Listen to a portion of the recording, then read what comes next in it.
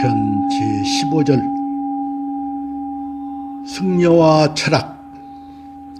요즘 서구 사회에서는 불교에 관심이 높아지고 붐이 일고 있다고 한다.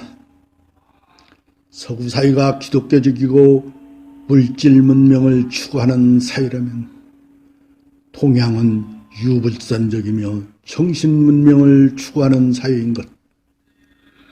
물질만으로 인간의 욕구를 충족하는 데는 한계가 있다는 것을 깨우치게 된 서구 사회에서는 이제 동양의 정신세계에 관심을 돌리고 있는 것이다.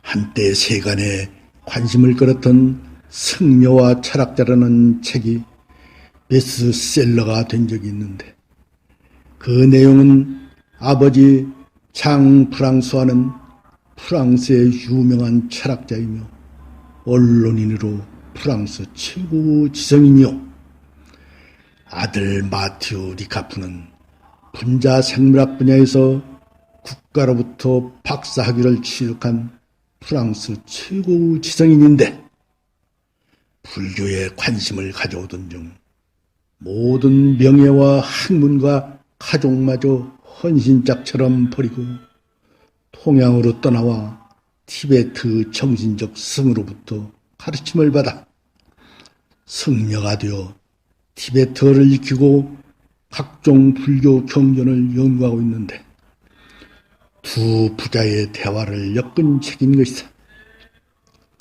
아버지 장 프랑스화가 아들 마티우에게 불교에 입문한 이유를 물으니, 요점은 아들에 대한 기대의 실망감과 그 뜻을 돌이켜보려는 뜻이었다. 아들 마티우는 지가 쌓던 과학적 경력은 발견에 대한 정열의 소산이었습니다. 그러나 그 뒤에 제가 할 수 있었던 것은 이러한 연구 활동이 여러 가지 면에서 흥미진진하고 보람도 느꼈지만, 결국은 삶의 근본적인 문제는 해결할 수 없다는 사실을 확인하는 일뿐이었습니다. 간단히 말해 과학은 그것이 아무리 재미있다 해도 제 삶을 부여하는 데는 충분하지 않았던 것입니다. 저는 더 이상 제 삶을 몽땅 연구에 바치겠다는 생각을 할 수가 없었습니다. 이러한 변화는 정신적인 삶, 참선 명상에 대한 관심이 높아지면서 생겨났습니다. 그는 물질의 허구성을 시작한 것인데, 그렇다고 물질이 나쁘다고 말하는 것은 아니다. 중요한 것은 삶의 근원을 들여다보는 지혜인 것이다. 그 안목을 가지게 될 때 우리는 욕망으로부터 노예가 되지 않고 자유로워질 수 있는 법, 이 자유, 해탈이야말로 인간을 진정으로 행복하게 만드는 것이다. 종교는 행복하게 지기 위한 방편인 것. 이 세상에서 가장 행복하게 사신 분이 서가모니 부처님이시다. 그럼 부처란 무엇이며 어디에 계신가? 불행시 불. 부처는 고등불변이 아니라 불행을 하면 부처고, 보살행을 하면 보살, 숙생행을 하면 축생인 것. 그럼 부처는 어디에 계신가? 보조 진울 스님은 일용처에 있다. 지혜와 자비심만 낸다면 말이다. 불교는 지혜와 자비의 종교이다. 지혜가 있어야 진정한 자비심이 나오는 것이다. 보살이란 상고불의 화중생, 지혜 자비의 전법인 것.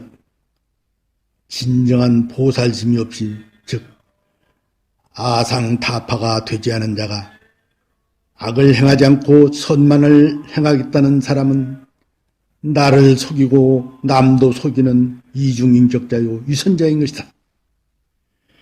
그래서 불교에서는 탐진치 삼독을 여해야 하며, 그러기 위해서는 계정의 사막, 즉 육바라밀을 닦는 수행을 해야 하는 것이다. 보시, 지계, 인욕, 형진, 선정, 지혜를 실천해 나가면 그러다 보면 무심도인이 되는 것이다. 천만 불상에 공양하는 것보다 한 무심도인에게 공양하는 것이 더 많은 공덕이 된다고 했다. 수행에는 여러 가지 방편이 있으나 상근기자는 차력신앙인 참선 등이 바람직하나 차력신앙에는 한계가 있으니 일반적으로는 염불 등 타력신앙 즉 부처님의 이실력에 의지하는 것이 더 효과적일 수 있는 것이다. 공양을 올리는 자로부터 공양의 주체가 되시기를 이상으로 3편 15절을 마치겠습니다. 고맙습니다.